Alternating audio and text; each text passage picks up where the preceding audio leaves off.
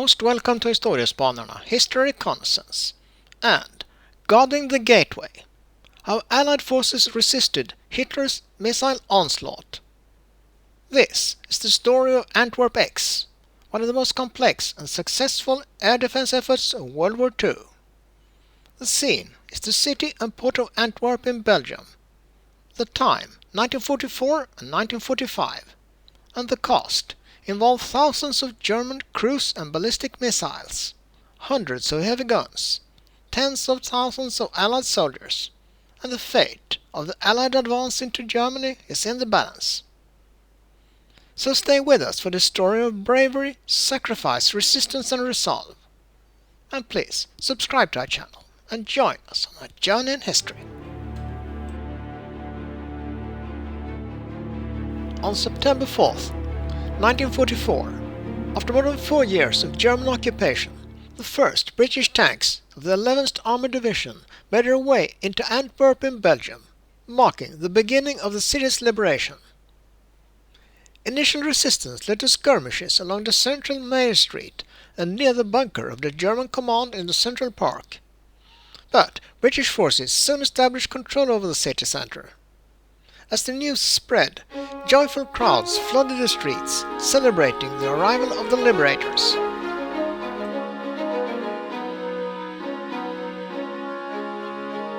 However, the fighting was far from over. Conflict continued in other parts of the city.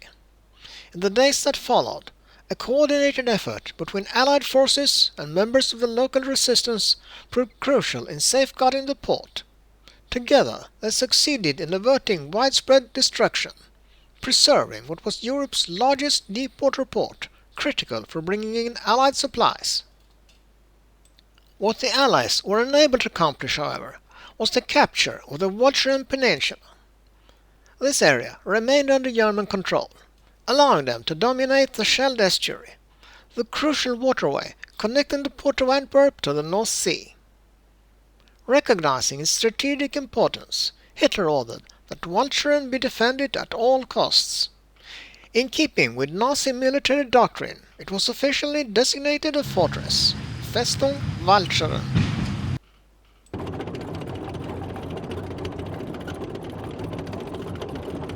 It would take until the beginning of November 1944 to conquer the peninsula, and the cost was high.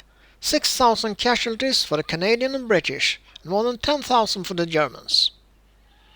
Antwerp became a key logistics hub, and thus a major target for German vengeance and disruption. On the 13th of October 1944, the first German V missile hit the center of Antwerp. It was a V2 ballistic missile, and at 9:45 it struck Schilderstraat, near the Museum of Fine Arts, resulting in 32 dead and 46 injured. 8 days later, the V1 missiles began hitting Antwerp. It might seem reversed compared to the overall development, but it took time to reposition V1 launch ramps in the Netherlands to reach Antwerp. The V2, on the other hand, had a mobile launch pad, a longer range, and was immediately available. Thousands more missiles, V1 and V2, followed in the coming 6 months. The operations in the harbour of Antwerp and the logistics for the Allied armies advancing towards Germany was threatened. A huge operation was initiated to counter this onslaught. This was Antwerp X, an extensive and highly effective defensive system under the leadership of US Brigadier General Claire H. Armstrong, to protect Antwerp and its harbour from German V1 and V2 attacks. Approximately 20,000 men were deployed in the Antwerp X anti-aircraft defences. Around 600 anti-aircraft guns, including 90mm, 94mm and 40mm calibers, formed layered gun belts extending at least 10 miles outside the city.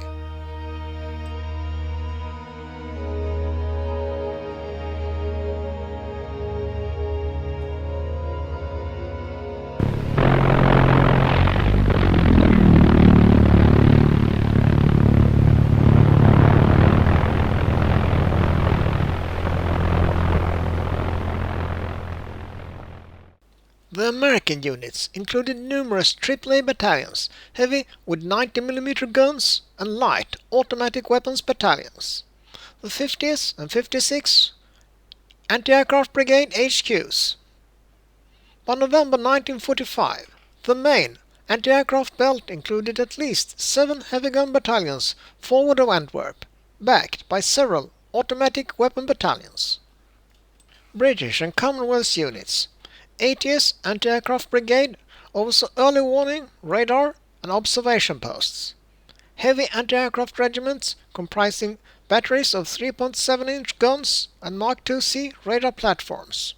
Light AA units and the 5th Royal Marine Anti-Aircraft Brigade that manned 40mm Bofors guns and local radar troops. So, what did the defenders achieve against this huge barrage of missiles?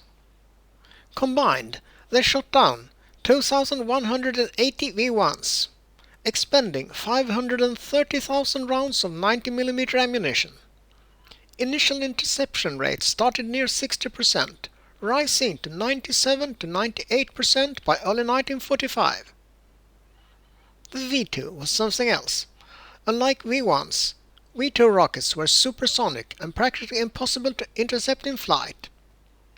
Defenders focused on bombing launch sites and relied heavily on passive air defense and structural precautions within Antwerp. The impact on the city of Antwerp was huge. Thousands of civilians were killed and injured. A notable tragedy occurred on December 16, 1944, when the V2 struck the Rex cinema, killing 567 people, the deadliest single V2 attack of the war.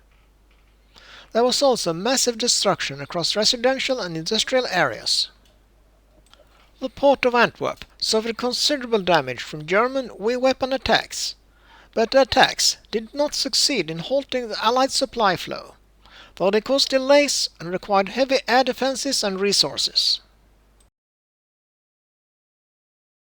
Dedicated repair units were stationed in and around the port, trained and equipped to repair docks, quays, rail lines and roads immediately after an attack. Port engineers and royal engineers coordinated efforts to clear debris, fill craters and restore functionality within hours of an impact. Temporary repairs often used steel plates, wooden decking and prefabricated materials.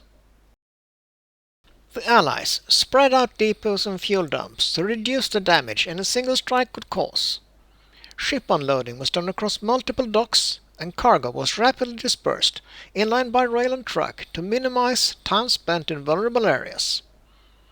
Facilities, infrastructure, and even ships were camouflaged with netting and paint to reduce visibility from aerial reconnaissance. Dummy installations were sometimes set up to confuse enemy targeting. Despite suffering hundreds of V1 and V2 strikes, the port of Antwerp never closed down. This resilience allowed the Allies to sustain their push into Germany, particularly during the Battle of the Bulge, when overland supply routes were stretched thin. The effort to keep the port operational under fire is regarded as a logistical triumph of the war. That's all, folks. Thanks for watching. Please like and subscribe.